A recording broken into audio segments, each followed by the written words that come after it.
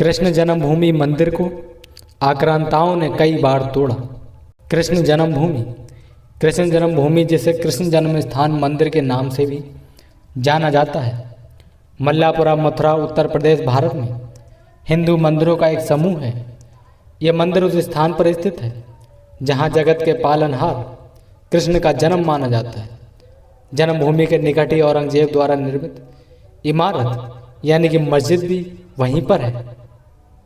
6ठी शताब्दी ईसा पूर्व से इस स्थान का धार्मिक महत्व रहा है। मंदिर को पूरे इतिहास में कई बार तोड़ा गया।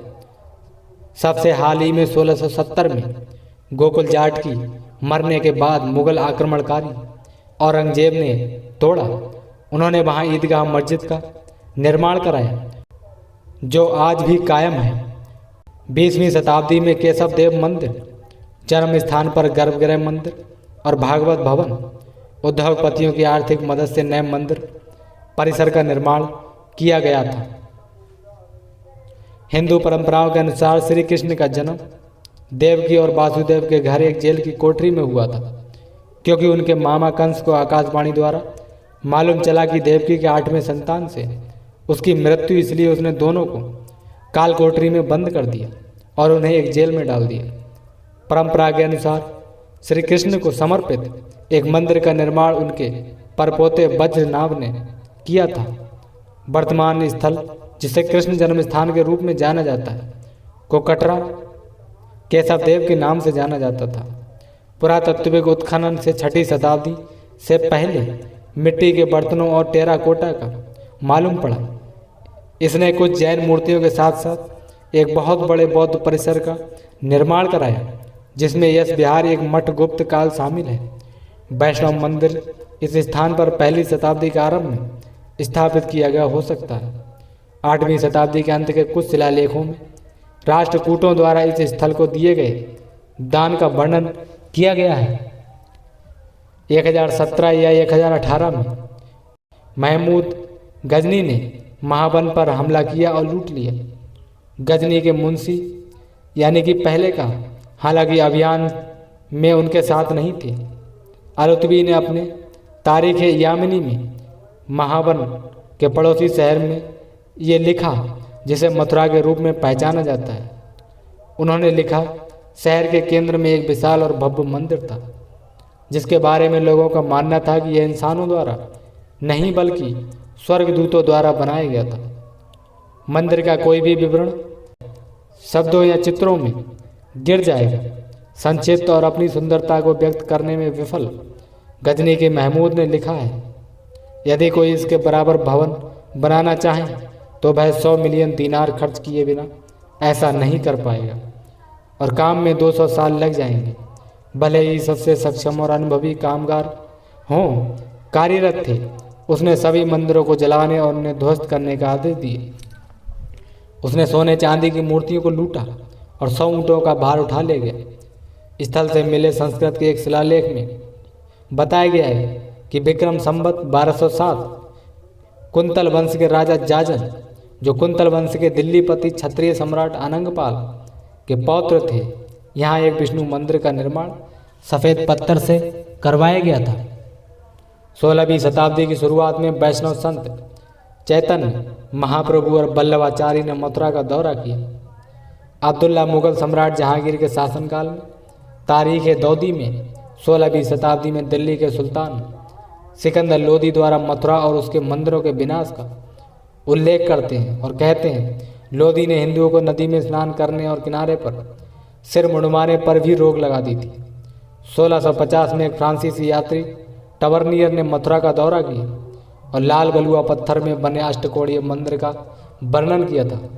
मुगल दरबार में काम करने वाले इतालवी यात्री निकोला मंची ने भी मंदिर का वर्णन किया।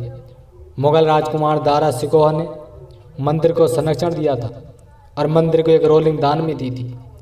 मुगल बादशाह औरंगजेब के आदेश पर मथुरा के गवर्नर अब्दुल नबी खान ने रेलिंग को हटा दिया और उन्होंने हिंदू मंदिरों के खंडरों पर जामा मस्जिद का निर्माण कराया। मथुरा में जाट विद्रोह के दौरान 1669 में अब्दुल नबी खान की हत्या गोकुल जाट और उबैभान ने युद्ध में कर दी थी। औरंगजेब ने मथुरा पर हमला किया और 1670 में उस केशव देव मंदिर को नष्ट कर दिया। उसके स्थान पर शाही ईदगाह मस्जिद का निर्माण करवाया। 1804 में मथुरा ब्रिटिश नियंत्रण में आ गया।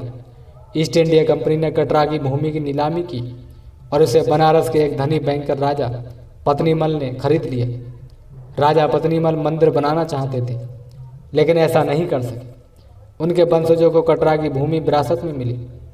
उनके वंशज राय कृष्णदास को मथुरा के मुसलमानों द्वारा 13.37 एकड़ भूमि के स्वामित्व के लिए चुनौती दी गई थी, जिस पर दरगाह और शाही ईदगाह स्थित है।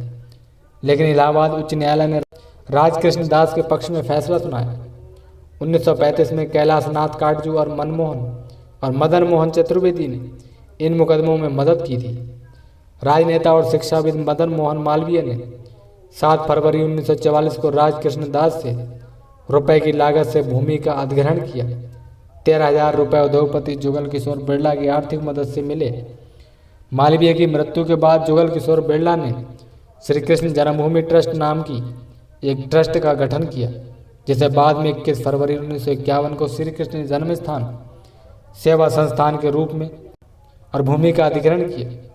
जुगल किशोर बिरला ने दिए नए मंदिर के निर्माण का जिम्मा एक अन्य उद्योगपति और परोपकारी जयदयाल डालमिया को सौंपा।